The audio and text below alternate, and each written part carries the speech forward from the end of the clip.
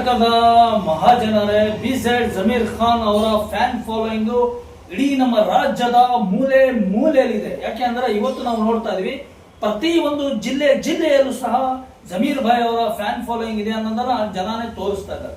ಸ್ನೇಹಿತರೆ, ಕ್ಯಾಬಿನೆಟ್ ಮಂತ್ರಿ ಮಾಡ್ಬೇಕಂತ ಹೇಳಿ ಇವತ್ತು ನಮ್ಮ ಶಿವಮೊಗ್ಗದಲ್ಲೇ ಇವತ್ತಿನ ದಿನ ಮಹಾ ಪ್ರೊಟೆಸ್ಟ್ ನಡೆದಿದೆ. ಎಲ್ಲರೂ ಕಾಂಗ್ರೆಸ್ನ ಕಾರ್ಯಕರ್ತರಾಗಿರ್ಬೋದು, ಕಾಂಗ್ರೆಸ್ನ ಲೀಡರ್ಸ್, ಲೋಕಲ್ ಲೀಡರ್ಸ್ ಆಗಿರ್ಬೋದು, ಇಲ್ಲ ಕಾಂಗ್ರೆಸ್ನ ಫಾಲೋ ಮಾಡುವಂತ ನಾಗರಿಕರಾಗಿರ್ಬೋದು, ಮತ್ತೆ ಜಮೀರ್ ಭಾಯ್ ಅವ್ರನ್ನ ದೂರದಿಂದಾನೆ ನೋಡಿ ಪ್ರೀತಿ ಪ್ರೇಮ ಮಾಡುವಂತ ನಾಗರಿಕರಾಗಿರ್ಬೋದು, ಇವರು ಎಲ್ಲರೂ ಸೇರಿ ಇವತ್ತು ನಮ್ಮ ಶಿವಮೊಗ್ಗದಲ್ಲಿ ಮಹಾ ಒಂದು ಪ್ರೊಟೆಸ್ಟ್ ಮಾಡಿದ್ದಾರೆ.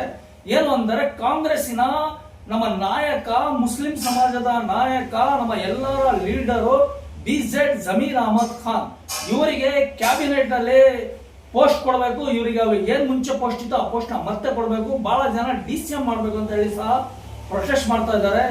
ಈ ಒಂದು ಘಟನೆ ಕಾಂಗ್ರೆಸ್ ಹೈಕಮಾಂಡ್ಗೆ ಲುಂಗಲಾರದ ತುತ್ತಾಗಿದೆ. ಯಾಕೆಂದ್ರೆ ದಾವಣಗೆರೆಯಲ್ಲಿ ನಡೆದ ಘಟನೆಗಳು, ಕೆಲವೊಂದು ಘಟನೆಗಳನ್ನ ವಿರೋಧಾಭಾಸ ಸಹ ಇದೆ.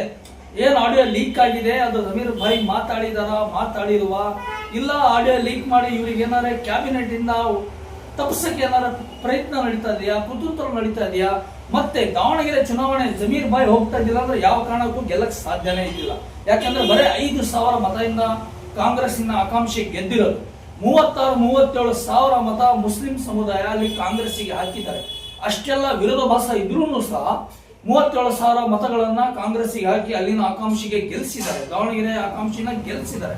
ಇಂಥ ಸಮಯದಲ್ಲಿ ಹೈಕಮಾಂಡ್ ಮತ್ತೆ ನಮ್ಮ ಮುಖ್ಯಮಂತ್ರಿ, ಹಿಂದಿನ ಮುಖ್ಯಮಂತ್ರಿ ಅವರು ಏನ್ ತೀರ್ಮಾನ ತಗೊಂತಾರೆ ಅನ್ನೋದೇ ಮುಂದಿನ ಕ್ಯಾಬಿನೆಟ್ ಸೆಲೆಕ್ಷನ್ ಅಲ್ಲಿ ಜಮೀರ್ ಖಾನ್ ಅವರ ಹೆಸರು ಇರತ್ತಾ ಇಲ್ವಾ?